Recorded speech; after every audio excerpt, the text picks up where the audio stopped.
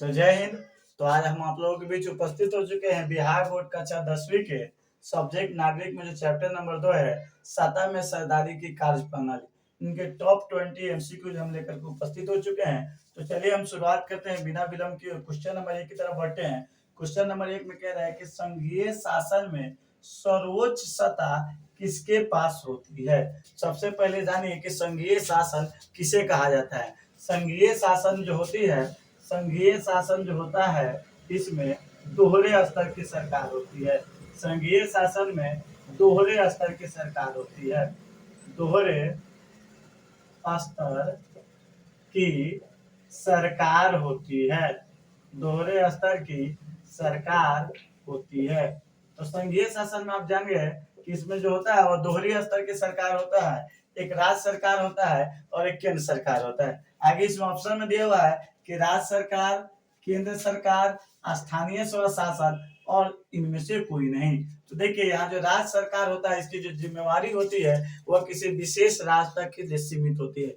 जैसे भारत में 28 राज्य है तो हर राज्य और 8 केंद्र शासित प्रदेश है, तो सबकी अलग अलग जिम्मेवारी दी गई है। लेकिन एक ही व्यक्ति पे दो तरह के शासन होते हैं, एक राज्य सरकार की होती है और एक केंद्र सरकार की होती है। जो केंद्र सरकार होती है वह पूरे देश के लिए होती है, जबकि राज्य सरकार जो है किसी विशेष राज्य के लिए होती है। तो यहाँ जो सही उत्तर होगा, सर्वोच्च सत्ता किसके पास होती है, तो सर्वोच्च सत्ता जो होती है वह केंद्र सरकार के पास होती है। जब किसी मुद्दे पर, एक ही मुद्दे पर अगर राज्य सरकार भी कानून बनाता हो और केंद्र सरकार भी कानून बनाता हो, तो वहां सबसे ज्यादा जो वरीयता दी जाती है वह केंद्र सरकार को दी जाती है। आगे हम लोग क्वेश्चन नंबर 2 की तरफ बढ़ेंगे। तो क्वेश्चन नंबर 2 में है, निम्न से किस देश में प्रत्यक्ष लोकतंत्र है। पहले थोड़ा सा हम लोग जानेंगे प्रत्यक्ष और अप्रत्यक्ष में क्या फर्क होता है। प्रत्यक्ष और अप्रत्यक्ष लोकतंत्र में क्या फर्क होता है। प्रत्यक्ष लोकतंत्र में होता है कि जहां जो शासन की भागीदारी होती है वहां आम लोगों के द्वारा डायरेक्ट किया जाता है। और अप्रत्यक्ष में होता है कि लोग अपने प्रतिनिधि को चुन करके शासन किया जाता है। जैसे अगर आपसे कोई पूछे कि भारत में कैसा लोकतंत्र है, प्रत्यक्ष लोकतंत्र है या अप्रत्यक्ष लोकतंत्र है, तो भारत में तो हम लोग डायरेक्ट शासन नहीं करते हैं, जनता के द्वारा जो है चुना गया प्रतिनिधि शासन करता है। तो अगर आप देखिए तो भारत में कैसा लोकतंत्र होगा, अप्रत्यक्ष लोकतंत्र होगा, क्योंकि भारत में हम लोग अपना प्रतिनिधि को चुनते हैं और वो प्रतिनिधि जो है हमारी जो है ना प्रतिनिधित्व करती है और वो हमारी मांगों को उठाती है। और प्रत्यक्ष लोकतंत्र में क्या होता है कि इसमें जनता जो है डायरेक्ट भागीदारी लेती है, डायरेक्ट, समझे कि नहीं। तो जो है अमेरिका में जो है कौन सा लोकतंत्र है, अप्रत्यक्ष लोकतंत्र, क्योंकि यहाँ प्रतिनिधियों के साथ द्वारा शासन होता है। भारत में कैसा लोकतंत्र है, अप्रत्यक्ष लोकतंत्र है। नेपाल में भी अप्रत्यक्ष लोकतंत्र है। और जो प्रत्यक्ष लोकतंत्र वो सिर्फ एक ही देश में है और वह देश है स्विट्जरलैंड।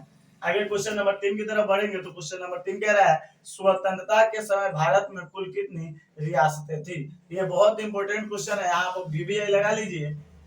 ये बताया जा रहा है कि जब हमारा देश जब आजाद हुआ 15 अगस्त 1947 ईस्वी को, 1947 ईस्वी का जो अधिनियम आया था, उस अधिनियम के आधार पर ये लोगों को जो वहां छोटी छोटी, भारत में बहुत सारी छोटी छोटी रियासतें थी और उन्हें यह हक दिया गया था कि आप जो है ना अपनी मर्जी से जो है भारत में शामिल हो सकते हैं और या तो पाकिस्तान में शामिल हो सकते हैं। तो पूछा जा रहा है कि उस समय रियासत कितनी थी।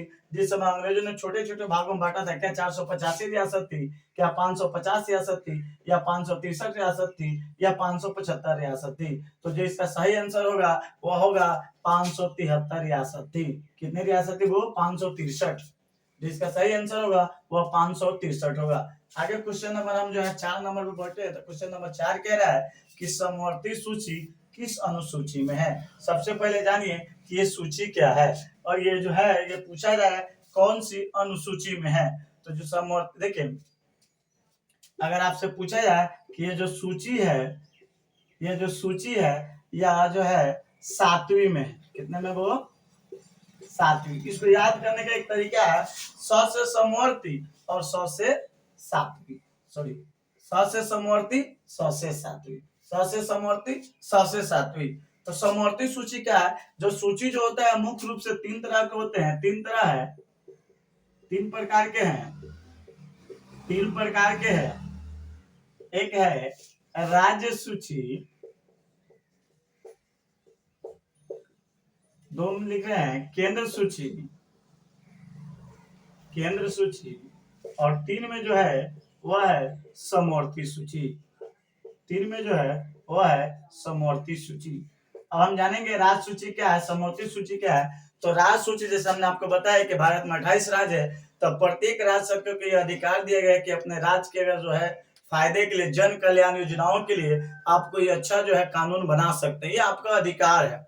उसमें बहुत सारे जो है उनको जो है ना क्षेत्र दिए गए कि इन नियमों पर जो है ना आप अपना कानून बना सकते हैं। और जो है केंद्र सूची, राज्य सूची जो तैयार होती है वो किसी विशेष राज्य में ही लागू होती है।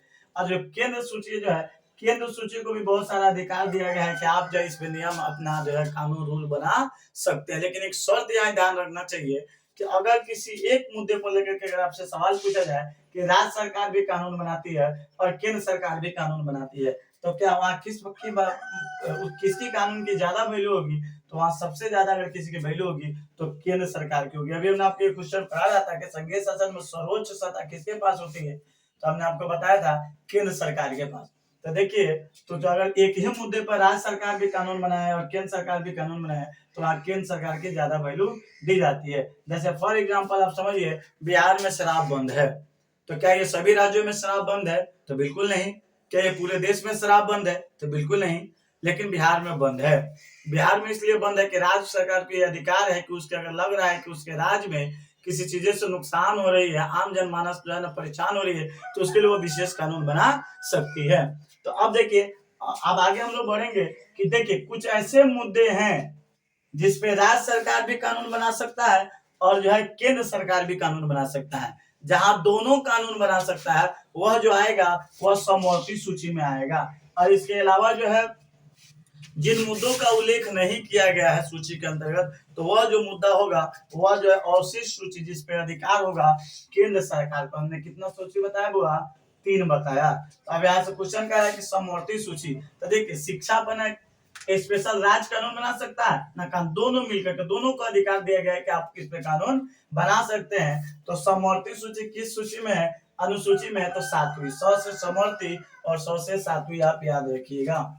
तो इसका जो सही आंसर होगा वह 7वीं होगा। आगे क्वेश्चन नंबर 5 की तरफ चलते हैं कि 7वीं अनुसूची में कुल कितने सूचियों का वर्णन है। अभी हमने बतलाया कि जो है 7वीं अनुसूची में जो है कुल 3 सूचियां है, राज्य सूची, केंद्र सूची और समवर्ती सूची। तो 1 2 3, तो इसमें ऑप्शन नंबर में देखेंगे यहाँ 1 है, 2 है और यहाँ 3 है। लेकिन यहाँ ध्यान रखना है कि जो है ना ऑप्शन में क्या चेक करेंगे, 3 नहीं, यहाँ देखेंगे कि 3 है कि नहीं।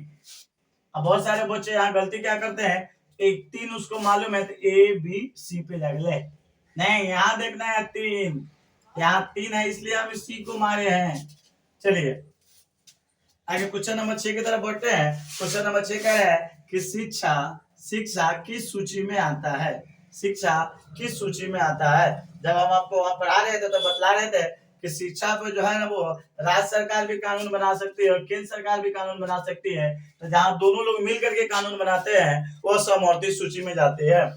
तो अब आप ऑप्शन देख लीजिए, संघ सूची तो बिल्कुल नहीं, राज्य सूची बिल्कुल नहीं, और हम सी के साथ जाएंगे समवर्ती सूची। डी हम देना छोड़ चुके थे क्योंकि यहाँ पे एंटी लगा लीजिए, इनमें से कोई नहीं।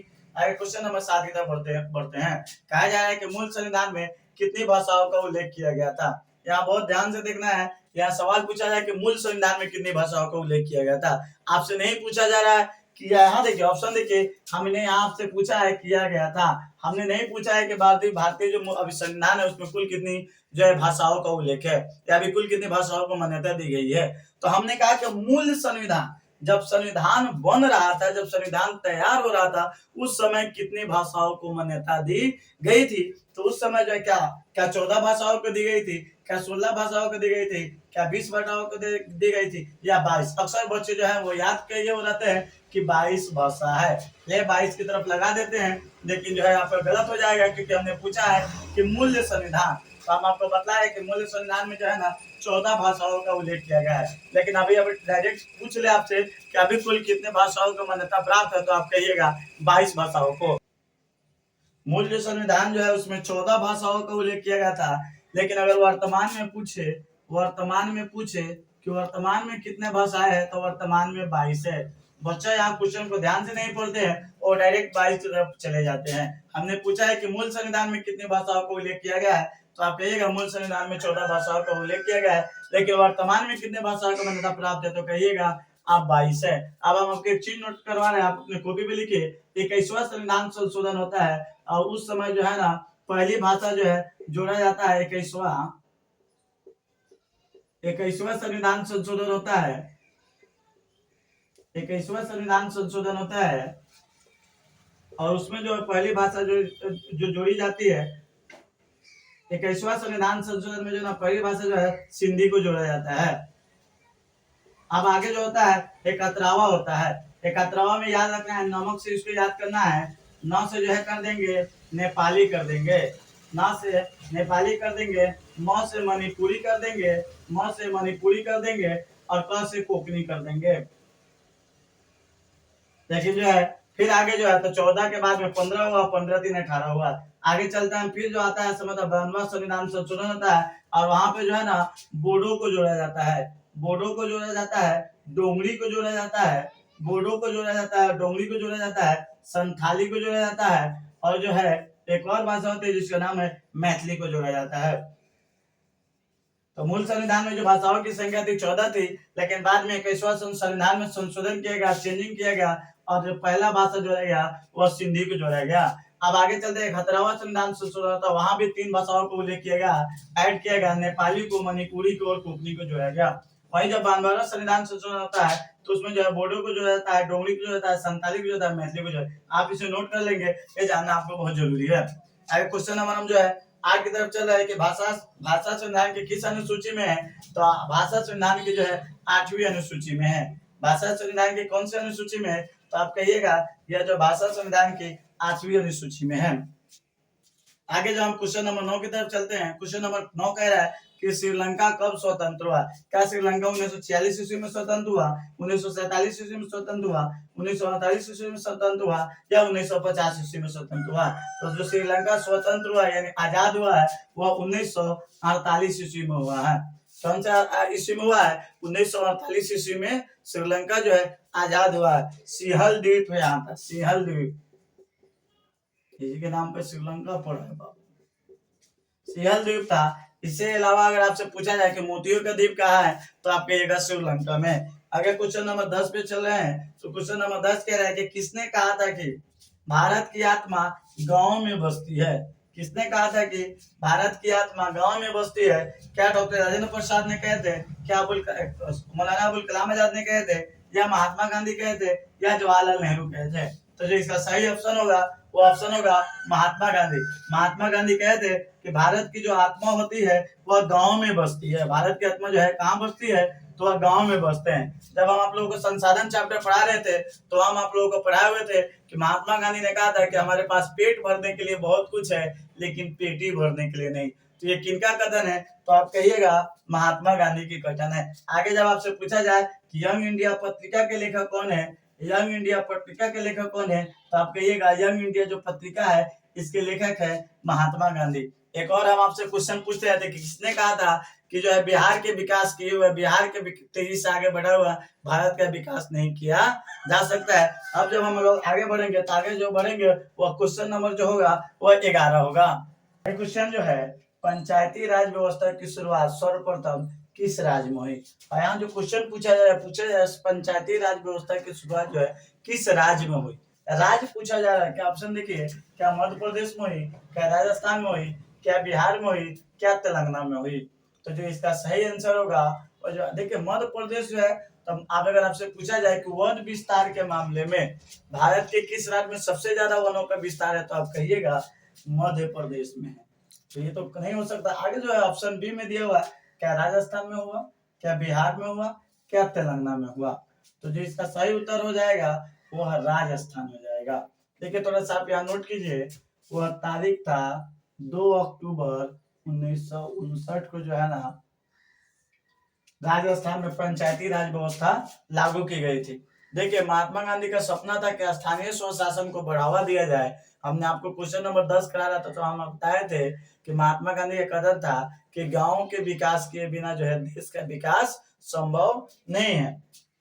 तो महात्मा गांधी की जन्म तिथि आती है 2 अक्टूबर को, तो उन्हीं के जन्म तिथि के दिन जो है पंचायती राज व्यवस्था को लागू किया गया था और कहाँ किया गया था, तो सर्वप्रथम जो है राजस्थान में किया गया था। और इससे और ज्यादा आपको याद रखना होगा तो राजस्थान के नागौर जिला में। कभी कभी जो है जिला का नाम अगर पूछ ले तो जिला का नाम अगर पूछ ले तो आप कहिएगा नागौर में। क्या कहिएगा, राजस्थान के नागौर जिला में जो है सर्वप्रथम जो है पंचायती राज व्यवस्था की शुरुआत की जाती है। हालांकि उसी साल जो है आंध्र प्रदेश में भी जो है पंचायती राज व्यवस्था लागू की जाती है। तो सर्वप्रथम की जब बात की जाए तो आप कहिएगा राजस्थान में। और कब हुई तो आप कहिएगा 2 अक्टूबर 1959 ईस्वी को। और अगर जिला का नाम पूछ ले, जगह का नाम, तो कहिएगा आप नागौर डिस्ट्रिक्ट में। आगे क्वेश्चन नंबर हम 12 की तरफ बढ़ते हैं तो कह रहा है कि संविधान के किस भाग में पंचायती राज अधिनियम को शामिल किया गया। ये कह रहा है कि संविधान के किस जो है भाग में, कौन से भाग है जहाँ पंचायती राज अधिनियम को शामिल किया गया है। तो ऑप्शन की तरफ आइए। ऑप्शन ए में कह रहा है कि क्या दूसरा जो भाग है, क्या 7वां भाग है, क्या 9वां है, क्या 11वां भाग है। तो जो इसका सही आंसर होगा वह हो जाएगा पंचायती राज व्यवस्था जो है 9वें भाग में जो है ना शामिल किया गया है। इसको आपसे ध्यान से रखना है कि कौन से भाग में शामिल किया गया, तो आप कहिएगा 9वें भाग में। लेकिन अगर आपसे पूछे कि कौन से अनुसूची में किया गया तो आप कहिएगा 11वां अनुसूची था। जो अनुसूची था वह 11वां अनुसूची था। अगर यहाँ से अगर आपसे पूछ दिया जाए कि अनुसूची कौन था, अनुसूची कौन था, किस अनुसूची में जो है ना इसको शामिल किया गया, तो आप कहिएगा 11वां अनुसूची था। 10वां जो है अनुसूची था जो है दल बदल कानून है। आगे क्वेश्चन नंबर 13 की तरफ चल रहे हैं तो क्वेश्चन नंबर 13 कह रहा है कि किस संविधान संशोधन द्वारा पंचायती राज अधिनियम पारित किया गया। यानी कौन सा संविधान संशोधन जो किया गया था उसमें पंचायती राज अधिनियम को जो है पारित किया गया था। क्या 72वीं संविधान संशोधन था, क्या 73वां संविधान संशोधन था, क्या 82वां संविधान संशोधन था, क्या 92वां संविधान संशोधन था। तो जो इसका सही उत्तर हो जाएगा वह था 73वां संविधान संशोधन। जो इसका राइट आंसर होगा वह होगा 73वां संविधान संशोधन द्वारा जो है ना वो क्या किया गया, पंचायती राज अधिनियम को पारित किया गया। आगे क्वेश्चन नंबर 14 की तरफ कह रहा है कि पंचायती राज अधिनियम में कितने मुद्दों का उल्लेख है।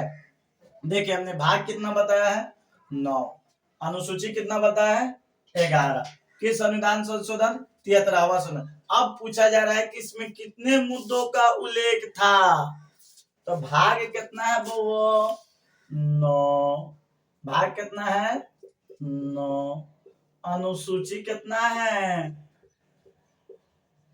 अनुसूची कितना है 11, तो 9 2 11 क्या हो जाएगा बुआ 9 2 11।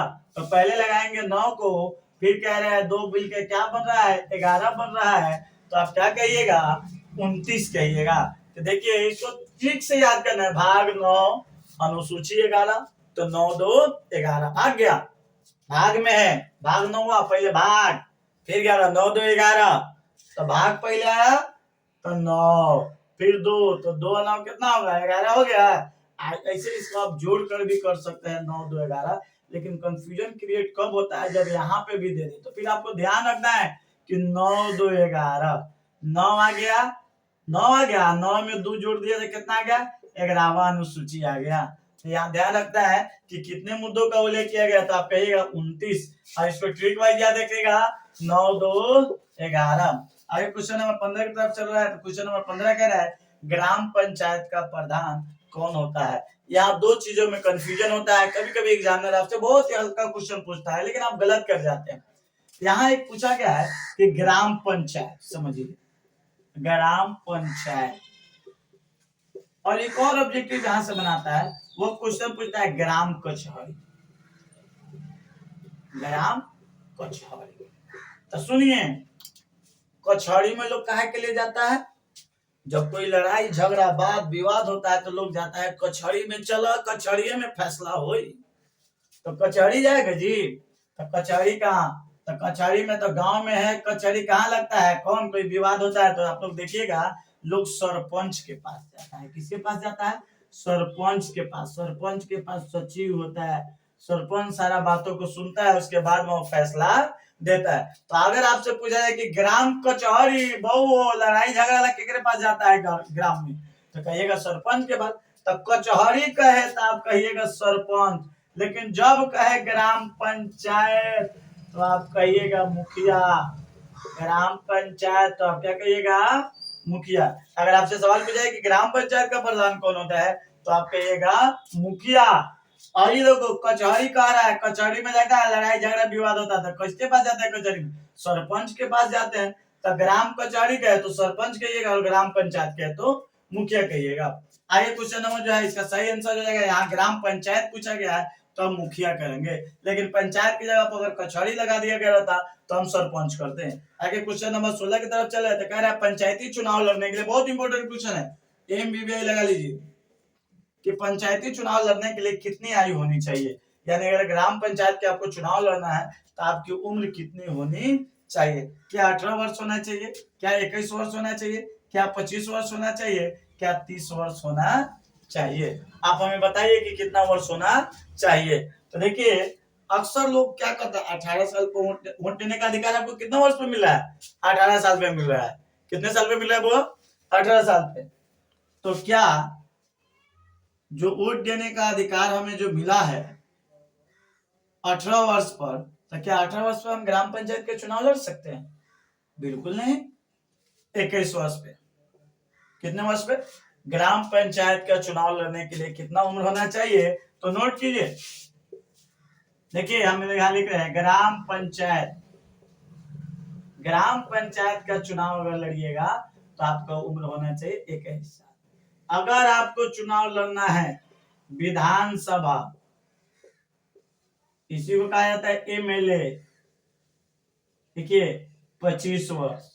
अगर आपसे कहा जाए कि राज्यसभा, राज्य लोकसभा लिखिए, विधानसभा भी 25 साल है और लोकसभा, लोकसभा कहा जाता है एमपी, मेंबर ऑफ पार्लियामेंट, ये भी 25 साल। लेकिन अगर आपसे पूछे राज्यसभा, तो राज्यसभा जाने के लिए जो आयु निर्धारित की गई है 30 साल। लेकिन यही अगर आपसे पूछे कि राष्ट्रपति का चुनाव लड़ने के लिए, तो कहिएगा 35 साल। देखिए ग्राम पंचायत को चुनाव लड़ने के लिए 21 साल उम्र होनी चाहिए, विधानसभा का चुनाव लड़ने के लिए 25 साल, लोकसभा यानी एमपी का चुनाव लड़ने के लिए 25 साल, राज्यसभा का चुनाव लड़ने के लिए 30 साल, राष्ट्रपति का चुनाव लड़ने के लिए 35 साल। लेकिन एक और सवाल आपसे पूछा जाएगा कि प्रधानमंत्री का उम्मीदवार बनने के लिए या प्रधानमंत्री जो है चुनने के लिए उसकी उम्र कितनी होनी चाहिए? देखिए आप सभी जानते हैं कि जो प्रधानमंत्री हो सकते हैं वो लोकसभा के सदस्य भी हो सकते हैं और राज्यसभा के भी सदस्य हो सकते हैं। तो यहाँ क्राइटेरिया रखा गया कि लोकसभा के सदस्य बनने के लिए कितना उम्र होना चाहिए? 25 साल। तो न्यूनतम अगर आपसे पूछा जाए कि प्रधानमंत्री, देखिए हमारे यहाँ प्रधानमंत्री का डायरेक्ट चुनाव नहीं होता है, हम लोग यहाँ प्रधानमंत्री का डायरेक्ट चुनाव नहीं होता है, हम लोग यहाँ जो एमपी जीते हैं ना, मेंबर ऑफ पार्लियामेंट, वही जो है प्रधानमंत्री का चुनाव करते हैं। समझ में आ रहा है कि नहीं बात को? तो लोकसभा, अब लोकसभा का हो सकता है कि कोई व्यक्ति लोकसभा का सदस्य बन रहा है, तो न्यूनतम पूछा जाए सबसे कम तो आप कहिएगा 25 साल। यहाँ से आपका कंसेप्ट क्लियर हो गया। अब देखिए अब यहाँ लोकसभा लिखे हैं और राज्यसभा लिखे हैं। एक और चीज अगर आपसे पूछा है कि संसद के कितने अंग होते हैं, तो आप कहिएगा 3, लोकसभा, राज्यसभा, राष्ट्रपति। तो आप कंसेप्ट क्लियर हो गया कि 21 वर्ष होना चाहिए। क्वेश्चन नंबर 17 में चलिए, बिहार में ग्राम पंचायत का स्वरूप कैसा है? यानी बिहार में जो ग्राम पंचायत है उसका स्वरूप कैसा है? क्या एक स्तरीय है, क्या द्विस्तरीय है, क्या त्रिस्तरीय, या इनमें से कोई नहीं? एक स्तरीय का मतलब होता है कि ग्राम पंचायत को जो स्वरूप होगा वहां पे एक ही स्तर की स्वशासन होगी, द्विस्तर में है कि दोहरे स्तर की होगी, और त्रिस्तर में जो है ना वह 3 स्तर की सरकार होगी। तो जो बिहार में जो है ग्राम पंचायत का स्वरूप है वह त्रिस्तरीय है। क्या है वो? 3 स्तर पे। यहाँ लिखिए पहले जो है ना ग्राम पंचायत, क्या है वो? गांव के लिए जो है ना ग्राम पंचायत, 2 में है पंचायत समिति, पंचायत समिति, और 3 में है जिला परिषद। क्या है? अभी हम आपको समझा दे रहे हैं, सुनिए। ग्रामीण स्तर पे ग्राम पंचायत, प्रखंड स्तर पर पंचायत समिति, और जिला स्तर पर जिला परिषद। 1 गो 2 गो और 3 गो। तो बिहार में ग्राम पंचायत का स्वरूप कैसा है? त्रिस्तरीय, 3 गो स्तर। देखो बउआ, ग्राम पंचायत मतलब ना मुखिया चुनाया जाता है। और देखिए पंचायत समिति, आप लोग सुने समिति का वोट हो रहा है। और जिला परिषद, तो जिला परिषद जो है जिला स्तर पर जिला परिषद, प्रखंड स्तर पर पंचायत समिति, और ग्राम स्तर पर है ग्रामीण स्तर पर ग्राम पंचायत। आगे क्वेश्चन नंबर 18 की तरफ हम बढ़ते हैं। क्वेश्चन नंबर 18 कह रहा है कि कितनी औसत आबादी पर ग्राम पंचायत का निर्माण होता है। यानी औसत कितनी आबादी होनी चाहिए जिससे ग्राम पंचायत का निर्माण होता है। तो आप समझिए, क्या 5,000 की आबादी पर होता है, क्या 7,000 की आबादी पर होता है, क्या 10,000 की आबादी पर होता है, क्या 50,000 की आबादी पर होता है। एक चीज हम आपके यहाँ नोट करा रहे हैं, आप नोट कीजिए कि अगर ग्राम पंचायत का जो चुनाव होता है, ग्राम पंचायत में मुखिया हो, सरपंच, यह जो है ना 7,000 की आबादी, कितनी आबादी पर, 7,000 की आबादी पर। अगर आप फिर नोट करते रहे कभी भी, अगर पंचायत समिति हो, अगर पंचायत समिति हो तो 5,000 की आबादी। अगर जिला परिषद हो, जिला परिषद हो तो कहिएगा 50,000 की आबादी। अगर वार्ड हो, यहां लिख देते हैं हम, वार्ड हो या पंच हो, 500 की आबादी। कॉन्सेप्ट क्लियर हो गया आपका। हमने बताया कि ग्राम पंचायत में मुखिया हो या सरपंच हो, कभी कभी अगर घूमने के लिए पूछे कि मुखिया का चुनाव कितनी आबादी पर, तब लगे रे सर जी तो पढ़ो ग्राम पंचायत, ये आ गए तो यहाँ मुखिया, तो इसीलिए कॉन्सेप्ट क्लियर करते हैं। रिफॉर्म मोड में हम आप लोगों को पढ़ा रहे हैं। मुखिया 7,000, सरपंच 7,000, पंचायत समिति 5,000, जिला परिषद 50,000, वार्ड या पंच 500। तो चलिए यहाँ क्या पूछा जाए, ग्राम पंचायत पूछा जाए तो 7,000 को सही मार दीजिए। क्वेश्चन नंबर 19 की तरफ हम आगे बढ़ेंगे। क्वेश्चन नंबर 19 कह रहा है कि किस वर्ष बिहार में पंचायती राज व्यवस्था में जो है ना, पंचायती राज व्यवस्था में 50% महिलाओं के लिए जो है ना सीट आरक्षित की गई।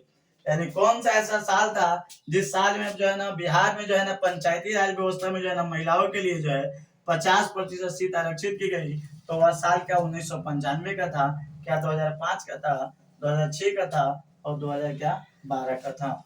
वह जो साल था वह साल था 2006 का। वह साल कौन सा साल था, तो 2006 का साल था जहां ग्राम पंचायत में महिलाओं के लिए 50% आरक्षण की व्यवस्था की गई। कितने प्रतिशत आरक्षण की व्यवस्था की गई।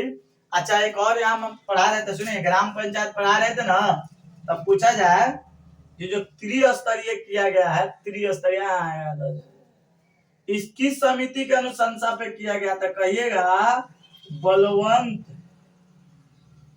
क्या कहिएगा, बलवंत राय मेहता समिति, बलवंत राय मेहता समिति की जो है अनुशंसा पर त्रिस्तरीय पंचायती व्यवस्था की गई। तो किस वर्ष, तो 2006 में। यानी ग्राम पंचायत में जो है ना बिहार में जो है ना महिलाओं के लिए जो है ना 50% सीटें आरक्षित की गई। बिहार एक पहला ऐसा राज्य है जहाँ पे महिलाओं के लिए 50% आरक्षण की व्यवस्था की गई है। आगे क्वेश्चन नंबर 20 कह रहा है कि जिला परिषद का निर्माण जो है कितनी आबादी पर किया जाता है। हमने यहाँ पूरा इसे तो खाका ही तैयार कर दिया है, तो आप भी इधर कह सकते हैं कि सर 50,000 पे किया जाता है। हमने आपसे बोला था कि हम टॉप 20 एमसीक्यू लेकर के आएंगे, और हमने आपके एमसीक्यू करा लीजिए। और आप जो है कमेंट बॉक्स में बताइए कि क्या आपको कैसा लगा ये वीडियो, और आप कितने सही कर पा रहे हैं। एक और आवश्यक सूचना आप लोगों को बतला देते हैं कि जैसे कि हम आपको बताए थे कि हम लोग जो है बहुत ही जल्द जो है 12th का क्लास ओपन करने वाले हैं अपने वाईटी चैनल पे। और हम आपको बता दें कि कल जो है पॉलिटी यानी पॉलिटिकल साइंस जो है, पॉलिटिकल साइंस क्लास 12 का पहला चैप्टर लेकर के आ रहे हैं, यानी चैप्टर नंबर 1 लेकर के आ रहे हैं, उसका एमसीक्यू। तो इसी तरह से आप हमारे चैनल से बने रहिए, जुड़े रहिए, ढेर सारा प्यार देते रहिए। जय हिंद।